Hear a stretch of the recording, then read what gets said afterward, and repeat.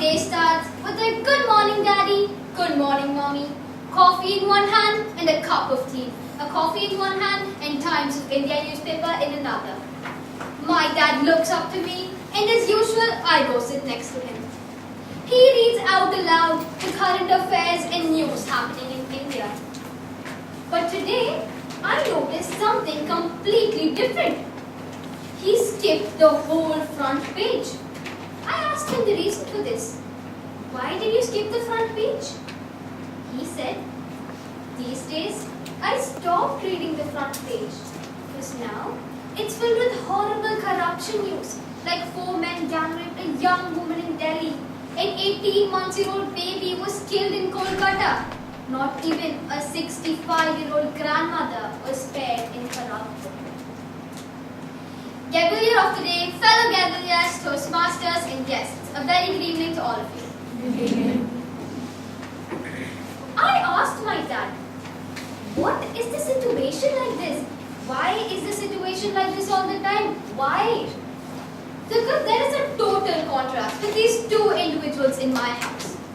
My father, who was born and brought up in India and who always talks about India in great heights, and myself, who has no idea what's going on in India.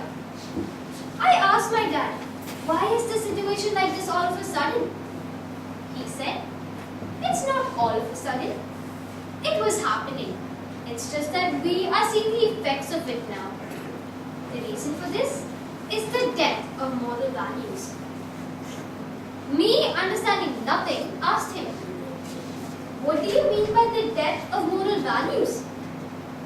He said, moral values are a person's belief on what they should do and what they should not. A building cannot be strong if the foundation is not strong. As same as that, a child cannot grow up for being a good human being if it's not taught moral values from the beginning. He continued, India has a colorful history. The characters of Hindu mythologies, Ekalaya and Dronacharya, the finest example of student-teacher relationship. Sudama and Krishna, the finest example of the epitome of friendship. People were really good at heart that time because they were taught moral values from the very beginning. But today, people have no values. There is a strong need for imparting value-based education systems in our society.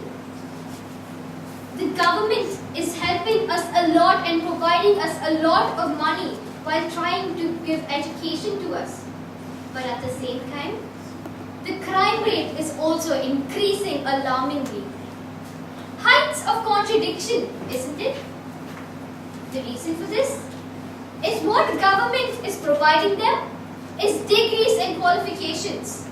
But what the government should be providing them is friendship, values and education. Education without values is not only useless, but it is completely dangerous too. Value-based education is completely useless. It's like politics without principle. There is a strong need for imparting this because this also helps to strengthen the character of youth, which will be the which is the main problem faced by India today. When I was getting ready to go to school, I had made up my mind to tell my friends what I learned from my father, to spread the message, the value of values. Today, I am already seeing a beautiful world.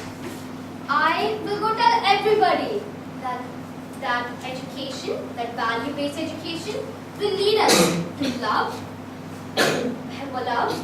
respect, and honesty. Our fellow students, we are the future for tomorrow. Don't you desire to live in a world free from hatred, corruption, and disrespect? A world where everybody loves each other, respects each other? A world where words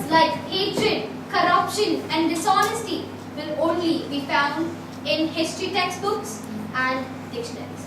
Thank you.